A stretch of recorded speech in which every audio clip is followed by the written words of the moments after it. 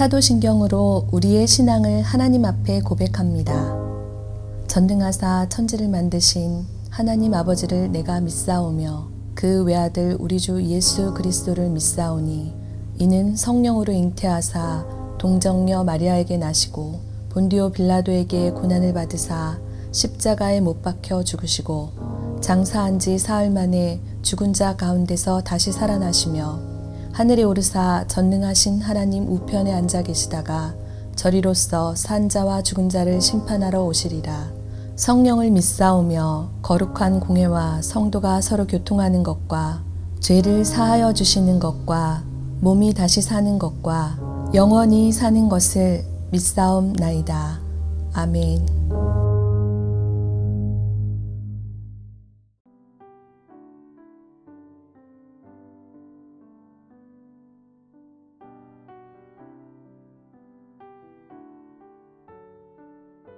오늘 말씀은 유다의 멸망을 선포하는 말씀으로 시작하고 있습니다. 17절 말씀 보면 이렇게 기록합니다. 에워싸인 가운데 앉은 자여 내 짐꾸러미를 이 땅에서 꾸리라. 17절 말씀을 보면 바벨론 군대에 의해 포위된 유다 백성들의 모습을 짐작하게 하는데 우리는 이 말씀에서 에워싸인이라는 단어와 꾸리라라는 단어를 살펴볼 필요가 있습니다. 먼저 꾸리라라는 단어를 보면 우리가 이 단어가 17절 제일 마지막에 쓰여 있는 것을 볼 수가 있습니다. 그러나 원문을 보면 그렇지가 않습니다. 원문을 보면 이 꾸리라라는 단어가 오히려 17절에 가장 먼저 사용되어 있는 것을 볼 수 있는데 17절에서 가장 먼저 이 꾸리라라는 단어를 명령형으로 사용함으로써 지금이 유다 백성들이 자신들의 짐꾸러미를 꾸려야 하는 긴급한 상황인 것을 말씀하고 계십니다. 이처럼 원문은 꾸리라는 이 명령으로 17절을 시작하면서 지금이 매우 긴박한 상황 중임을 전달하고 있는데 그 상황이 얼마나 위급한 상황이었는지 우리는 에워싸인이라는 단어를 통해서 확인할 수 있습니다. 17절 상반절 말씀을 보면 이렇게 말합니다. 에워싸인 가운데에 앉은 자여. 지금 왜 성경이 유다 백성들을 두고 에워싸인 가운데 앉은 자라고 하는 것입니까? 그것은 예루살렘이 바벨론 군대에 둘러싸인 상태이기 때문인 것입니다. 유다 백성은 예루살렘 성 안에 에워싸여 있었고 이 상황을 돌파하기라는 것은 불가능하게 되었습니다. 이제 이들이 택할 수 있는 것은 자신들의 짐을 꾸리는 것밖에는 없었던 것입니다. 그런데 여러분, 지금 예레미야가 유다 백성들을 향해 왜 이처럼 저주라고 할 수밖에 없는 말을 하고 있는 것입니까? 그것은 하나님께서 이들의 멸망과 포로를 이미 예고하셨기 때문인 겁니다. 18절을 보면 유다 백성들의 절박한 현실을 더욱 분명히 알 수가 있는데 18절을 보면 하나님께서는 예레미야 선지자를 향하여서 이렇게 말씀하십니다. 보라, 내가 이 땅에 사는 자를 이번에는 내던질 것이라. 그들을 괴롭게 하여 깨닫게 하리라.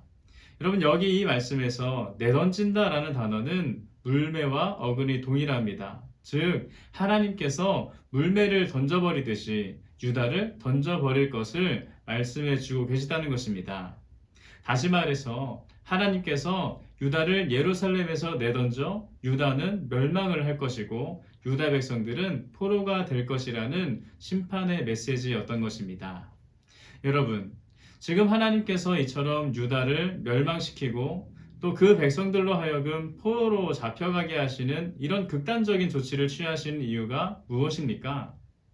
하나님은 말씀하십니다. 그들을 괴롭게 하여 깨닫게 하리라. 무슨 말씀입니까? 하나님께서 유다를 멸망과 포로라는 극단적인 조치를 취하시며 그들로 괴롭게 하시는 이유가 다름 아닌 깨닫게 하기 위함이란 말씀입니다. 유다는 하나님을 거역하고 버렸으며 또 우상을 숭배하였습니다. 하나님을 신뢰하지 않았고 온갖 악행을 자행하며 살았습니다. 이처럼 죄악 가운데 행하는 유다 백성을 향하여서 하나님께서는 계속해서 회개의 메시지를 전달하셨지만 그들은 끝내 돌아오지 않았습니다. 책망의 메시지를 하셔도 경고를 하셔도 도무지 깨닫지 못하고 오히려 죄악의 길로 더욱 깊이 빠져들어 갔던 것입니다. 때문에 하나님께서는 마침내 바벨론이라는 심판을 하시게 된 것입니다. 잠언 10장 13절 말씀을 보면 이렇게 기록합니다.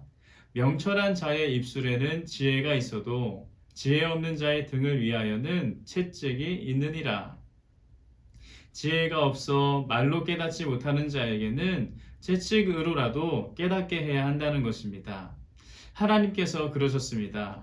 보통 우리는 우리 인생에 어려운 일이 찾아온다거나 인생이 우리의 뜻과는 다르게 실패하면 하나님을 원망하기 일쑤입니다. 그러나 여러분, 바로 그 실패가 우리를 위한 하나님의 사랑일 수도 있다는 것을 기억하시길 바랍니다. 하나님은 자기 백성을 버리시지 않습니다. 한번 자기 백성으로 택하신 이상 우리를 결단코 포기하지 않으십니다. 책망으로 또 권고로 때로는 우리를 향한 채찍으로라도 우리를 다시 되돌이키시는 하나님이신 것을 기억하시길 바랍니다. 바로 그 권고도 책망도 채찍도 우리를 향한 하나님의 사랑의 표현이라는 것입니다.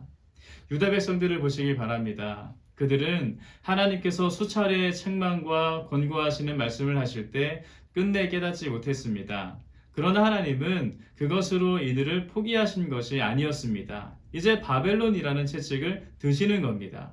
그런데 여러분, 이렇게 채찍을 드시면서까지 유다 백성에게 말씀하시니 어떻습니까? 비록 이들이 엄청난 고통을 당하게 될 것이지만 끝내 하나님께 돌아오지 않습니까? 채찍으로라도 괴롭게 하시어 결국은 죄를 돌이키게 하신 겁니다. 사랑하는 성도 여러분, 이것이야말로 우리를 향해 베푸시는 하나님의 최고의 사랑입니다. 우리가 죄 가운데 빠져 멸망의 길로 나아가는 것을 이처럼 갖은 방법으로 돌이키게 하시는 것이 최고의 은혜라는 것입니다. 오늘도 하나님은 이 크신 사랑으로 우리를 인도하고 계십니다. 우리도 유다 백성들처럼 하나님께서 인도하시는 길에서 떠나 그릇 행할 수 있습니다. 그것은 이 땅에 살고 있는 연약한 우리로서는 어쩌면 불가피한 일일 수도 있습니다.